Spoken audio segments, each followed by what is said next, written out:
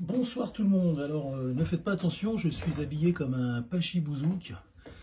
Alors, vous connaissez l'expression pachibouzouk? C'est je crois que c'est au XVIIe siècle, au XVIIIe siècle peut-être, l'armée turque, l'armée ottomane, n'avait pas de, enfin ils n'avaient pas le, vous savez, enfin l'industrie de la couture ottomane, elle n'était pas développée comme en Europe, mais ils essayaient de faire comme nous.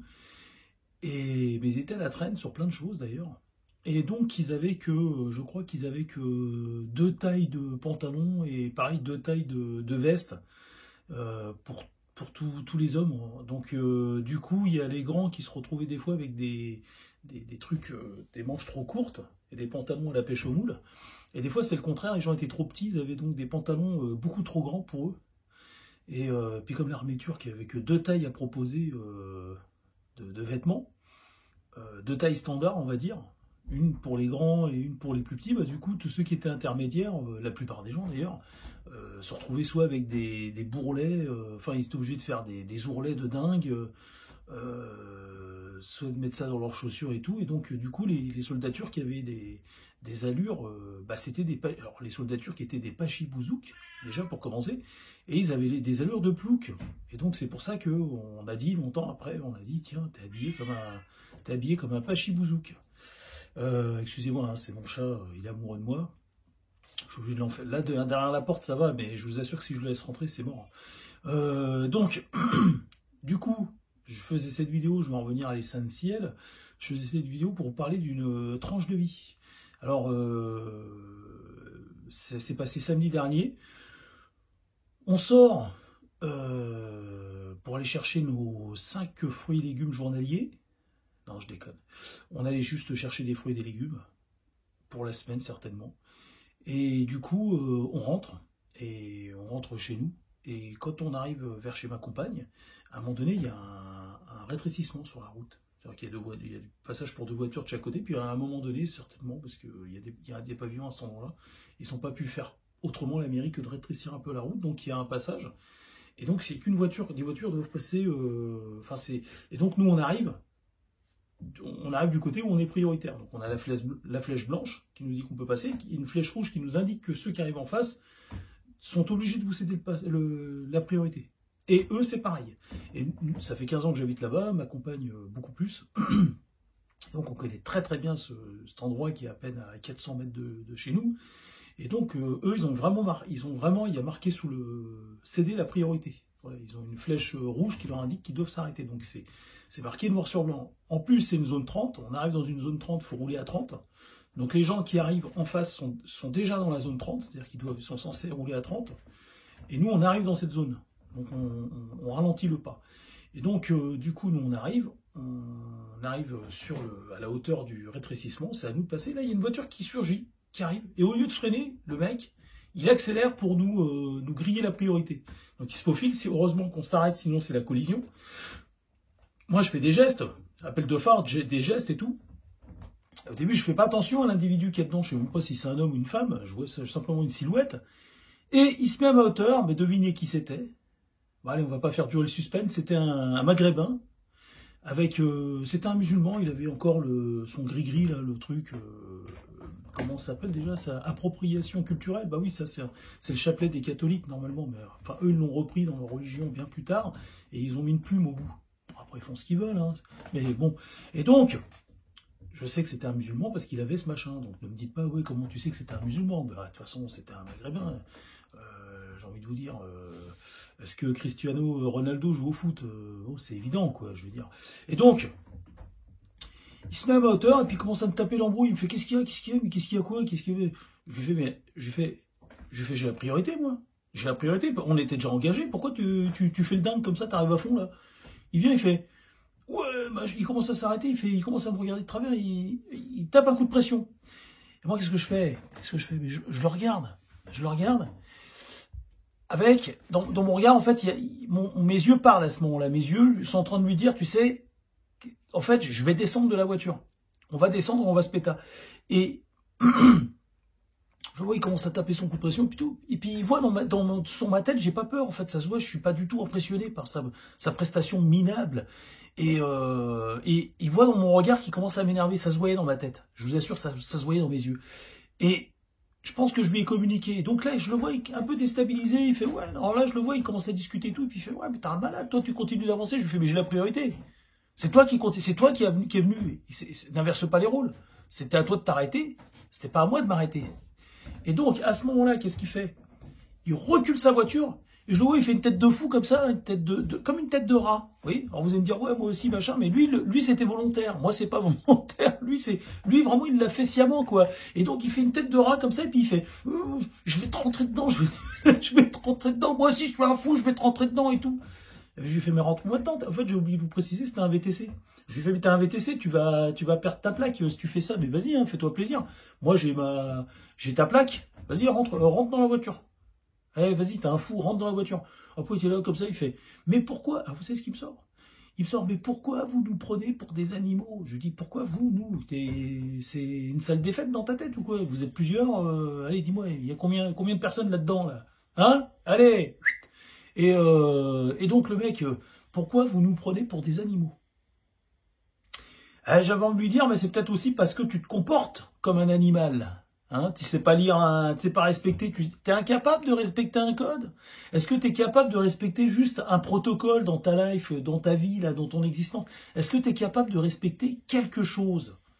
À part ta petite personne, minable en plus.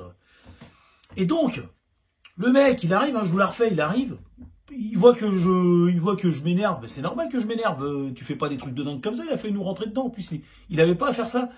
Le mec, il s'arrête, il commence à me taper l'embrouille. Tape l'embrouille, il commence à me faire une tête de fou. Seulement, une tête de fou, il est tombé sur un client. Moi, je lui fais comme ça. Vous me connaissez, enfin, je sais pas, c'est pour ceux qui suivent mes vidéos, je l'ai regardé comme ça, là, avec mes yeux. Je clignais plus, je le regardais, là. Je dis, mais et je lui fais, tu veux que je descende? Viens, on descend. Et là, il commence à se calmer tout de suite. Je vous assure, il est redescendu direct, lui. Lui, il est redescendu, mais au niveau de la tension. Et après, après, il voit que physiquement, ça va pas, donc il recule sa voiture, il fait, ouais, je vais te rentrer dedans avec la voiture. Mais c'est pas des, excusez-moi, est-ce qu'ils sont pas baisés de la tête, ces gens, franchement? Mais moi, ça me vient, mais je vous assure, j'ai 50 ans. Mais pas une fois dans ma vie, ça m'est venu à l'idée de me dire, tiens, je vais me servir de ma voiture pour faire du mal à quelqu'un. C'est dingue, tout est une arme entre leurs mains, en fait. Tout est une arme. Mais après, je vous avais dit, vous vous souvenez ou pas? Je vous avais dit, les États-Unis, là, derrière, là. Je vous avais dit, vous pouvez leur reprocher ce que vous voulez, mais heureusement que c'est eux qui ont les 20 000 têtes nucléaires. Je vous l'ai déjà dit, putain. Mais imaginez, ça serait un pays islam, régi par l'islam, par ces gens-là, là, qui auraient cette technologie, mais on serait tous morts. Mais on serait tous morts, putain. Mais remerciez le ciel que ce soit les États-Unis. Remerciez le ciel. Et vous croyez que... Non, mais sérieux, quoi. C'est des fous. Et l'autre, il a une voiture, il pense qu'il y a un truc, c'est à me rentrer dedans, quoi. Mais qui penserait des trucs comme ça? Je lui dis, mais pourquoi tu vas me rentrer dans ta voiture? Il me fait, ouais, tu fonces et tout, tu t'arrêtes pas. Je lui fais, bah c'est normal que je m'arrête pas, j'ai la priorité. Et puis en plus, moi, je t'ai pas vu, tu surgis de nulle part, toi. T'arrives à toute barzingue, là, c'est 30 km/h là-bas, t'arrives à 70, qu'est-ce qui se passe? Après, tu viens, tu tapes un coup de pression, qu'est-ce qu'il y a? Tu fais peur à qui, toi? Tu fais peur à qui, toi? Bordel de merde. Et donc, après, il voit que ça fonctionne pas, son coup de pression, que j'ai pas peur de lui. Le mec, il a 30 ans, j'ai 20 ans de plus que lui, mais heureusement que j'ai pas 20 ans de moins, parce qu'il y a 20 ans, j'étais pas aussi patient. Et donc, le mec, tout de suite, il veut se servir de sa voiture comme d'une arme. J'aurais dû prendre la plaque. Mais je sais pas, je suis trop gentil, j'ai pas pris la plaque. Je me dis, bon, de toute façon, moi, je veux juste rentrer chez moi. Puis je vais pas me prendre la tête. Enfin, je vais pas me prendre. Si, parce que t'as pas le choix. De toute façon, ils viennent vers toi, donc t'as pas le choix. Quand tu dis, bon, de toute façon, moi, je me prends même plus la tête avec eux. Mais non, c'est des conneries. Eux, ils vont continuer à se prendre la tête avec toi. Et donc, c'est ce que je vous expliquais la dernière fois. Je vous expliquais, c'est que toi, t'es en 2025 sur ton calendrier chrétien, d'accord? Mais lui, il est en l'an 600.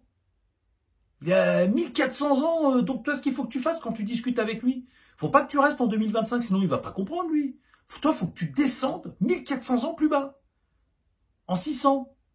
Tu vois? En 670 ou je sais pas, quelque chose comme ça. Et là, tu te réajustes. Voilà, toi, t'es là. Lui, il est là. Toi, faut que tu redescendes pour te réajuster. Parce que si tu parles pas le même langage que lui, il va pas comprendre. Le pauvre. Et donc, Au début, j'étais en 2025, il était là, il faisait le machin. Après, ce que j'ai fait, moi, je suis redescendu aussi pour lui montrer aussi que, voilà, moi aussi, j'étais capable de descendre aussi à son niveau. Et donc, là, il a vu que qu'il avait un jusqu'au boutiste aussi en face de lui. Donc, il s'est dit, bon, bah merde, merde, il est encore plus fou que moi, celui-là. Laisse tomber. Donc après, il a fait le fou, là, il a fait sa tête de dingue. Là, il était en train de me faire une tête d'oral. Je vais te rentrer dans ta bagnole, moi. Si je te rentre dans ta voiture. Et puis, il était là, il a accéléré, il faisait ça. Bordel.